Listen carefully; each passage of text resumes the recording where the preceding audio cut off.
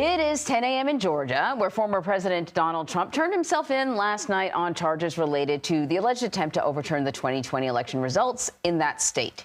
He is already using his mugshot for major fundraising push. Robert Costa is following the impact of Trump's booking for us from Washington. Hey, Bob, it's always good to see you. How much will Trump's surrender and that mugshot, do you think, help to actually rev up his base? The political implications of this booking in Fulton County, Georgia, remain murky.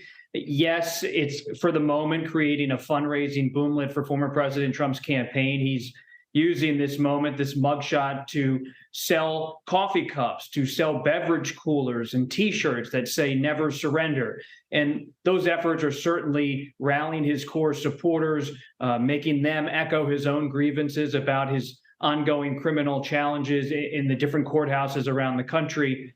But as we saw in the debate just 2 days ago in Milwaukee when I was there, so many of his rivals believe that ultimately some of these legal burdens could implode on Trump's campaign and his presidential candidacy, and they're waiting to see the full effect of all of this politically. And Georgia is a key battleground state. There's a lot of people outside of Georgia who are watching and focus on what's going on there in Atlanta. But give us some insight on how voters there view this case and how the 2020 election panned out. Georgia's a political battleground, not just a legal landscape for former President Trump. Think about how Georgia has changed in the last few years. Long a ruby red state leaning towards the Republicans. It now has a Republican governor in Brian Kemp, who is not aligned with former President Trump, and it has two Democratic senators. So you're seeing ahead of 2024 that this is a competitive battleground for both parties. And the Republican Party in that state is not necessarily inclined to back Trump again. This is creating some new dynamics for Trump inside the state. Voters I've spoken to there in recent months say, while they like the Trump presidency, they like his policies, especially if they are Republican, they have some concerns about his conduct and how he tried to overturn the election in Georgia in 2020. So what about the other Republican candidates in the field? How are they kind of dealing with this sort of the Trump mugshot and all the attention? I mean, it came kind of right on the heels of their debate. So whatever kind of afterglow they were hoping to bask in sort of went down very quickly. They're trying to do their own thing. Look at Florida Governor Ron DeSantis went to Iowa, to that famous baseball field from the Field of Dreams movie in Iowa. And he said, when responding to a report about what it was like to have the split screen of DeSantis in Iowa and Trump in Georgia at the jail, he said, well, I'm glad to be at the Field of Dreams. He didn't say much more than that. And that's because DeSantis and so many others running against Trump are hoping that voters eventually pay attention to them, let their policy positions and statements get some traction in the Republican conversation. And they don't want to alienate Trump too much or his supporters, because there's a belief in so many of these rival campaigns that ultimately, if Trump ever falls away politically for whatever reason or has major legal issues, that they hope to kind of pick up the pieces of the Trump coalition and cast themselves as the Trump alternative. And Bob, one quick follow-up, but is there anybody that you see based on the debate performance who could try to make some political hay out of this, who's going to try to weaponize it against the president to maybe not just be ready in second place, but to try to use it to overcome him? The two candidates who will likely do that, not necessarily weaponize it, but they will certainly use it as a political cudgel or point to make, would be former Vice President Mike Pence. He's trying to make inroads in Iowa. He's talking up character in his decision to certify the 2020 election. So look for him to talk about this on the trail to some extent.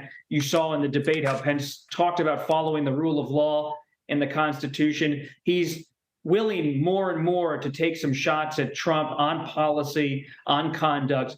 And also pay attention to former New Jersey Governor Christie, who was trying to make inroads in New Hampshire, which holds the first primary just after the Iowa caucuses. Christie looks at Trump and says that he is someone, yes, he was a former ally, yes, he was a longtime friend, but the Republican Party needs to move in a new direction. And Christie has long been a political brawler, and he is someone who is also a former United States attorney. So a law and order message, a legal focus in his campaign is something to be expected.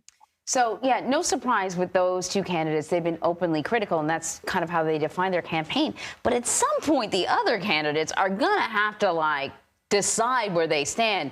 Vivek, we already know where he stands. Everyone else is kind of being a bit mealy-mouthed about it. How do we expect them to handle this as the case moves forward? And I was saying to Omar earlier, I was reading an article that said, possibly there might be cameras in there. So it's going to be really hard to ignore the testimony of some 19 people who are on trial here.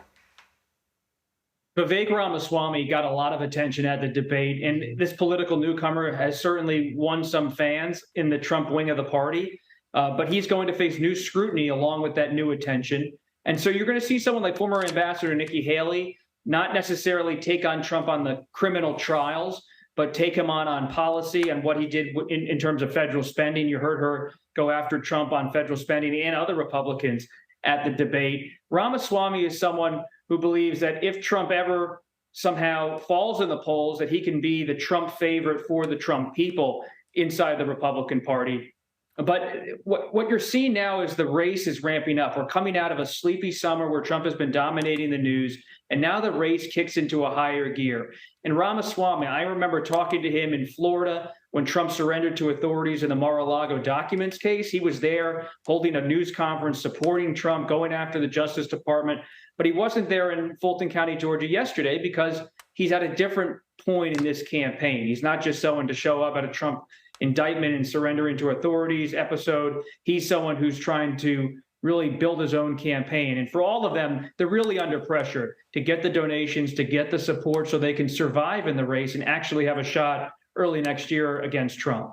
Well, as the campaign ramps up, so does Bob Costa. Thank you very much for all your time. Bob's always level. He never ramps up.